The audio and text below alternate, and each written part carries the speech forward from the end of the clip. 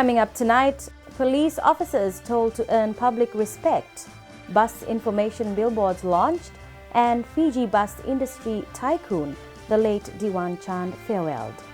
Good evening, I'm Sandra Sam. Superintendents and inspectors from around the country were told today that they need to earn the trust of their subordinates and the public if they are to be successful.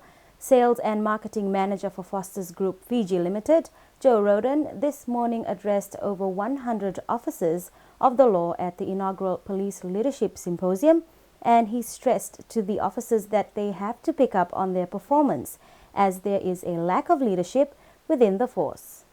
To operate a strong, sustainable culture within the Fiji Police Force would mean that each one of you is dedicated, has integrity, and has a legal obligation to uphold the law.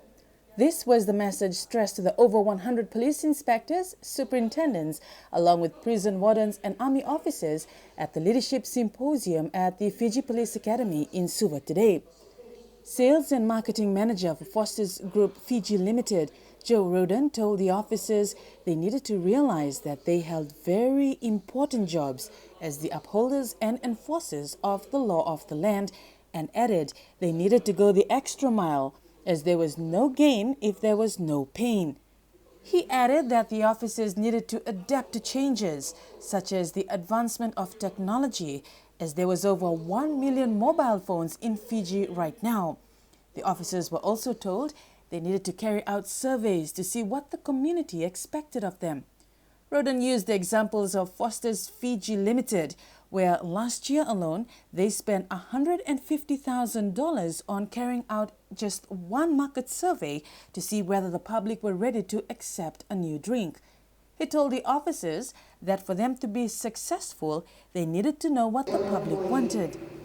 Meanwhile, Roden told the officers to get out of the Malua fever or working on Fiji time. He said they needed to realize time was money, and he stressed that if they were to start at 8 a.m. daily, they had to report on time and not at 8:15. This morning, the officers were also told they needed to conduct themselves in an orderly fashion, whether in their uniform or not. According to Roden, the officers needed to realize the public looked up at them. When a wrong is done, the officer is not blamed, but the Fiji Police Force as a whole is given a bad name. The officers were told to take what they learned today and show their superiors that they were able to weather anything thrown at them. The symposium ends tomorrow. More donations continue to flood in from business houses towards the Prime Minister's flood appeal. This afternoon, business company Hanson's Limited donated food items towards the DISMAC office. Fiji News was at Walubay and filed this report. It's assistance like these from business communities that reflects the level of commitment and compassion that business houses have towards ensuring that those families affected by the recent floods are provided access to the basic essentials of life. Today's presentation by Hanson's chain of supermarkets totaled $100,000 worth of groceries, of essential food and laundry items, and is a strong indication of the business sector reaching out to the needy in society. Basically, we have seen in the television and read in the newspapers what the people are going through.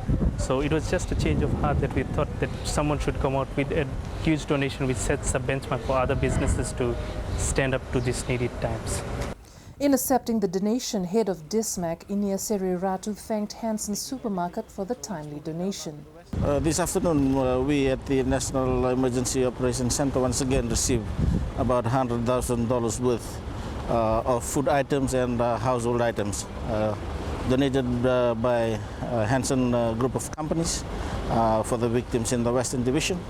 And this is going directly to the West this afternoon, to the warehouse, and get ready for the distribution. The groceries will be delivered to the Commissioner Western's office, from where it will be distributed to the various communities that have been identified for assistance.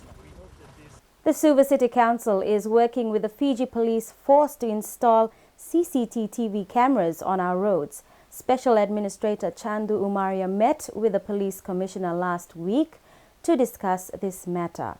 Umaria says the council is planning to donate 10 CCTV cameras to the force.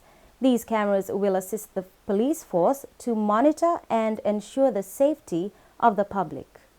And these cameras will be put up in all strategic areas where we think there can be a possibility of crime, and at the same time the safety of not only the general public, but you will notice that in Suva we have a lot of cruise liners coming now, and to keep the good name for tourists not only in Suva but for our country, we like to see that they are not pestered, they are not any criminal activities is done, and we'll be putting these cameras all over Suva. This is one for the safety of the public. The other one will be also monitoring, since these cameras will be located at the police station, they'll be also monitoring things like people littering, they'll be monitoring the movement of traffic in the city. Coming up after the break, banana factory to be established in Naitasiri. Bus information billboards launched, and mushroom workshop comes to an end.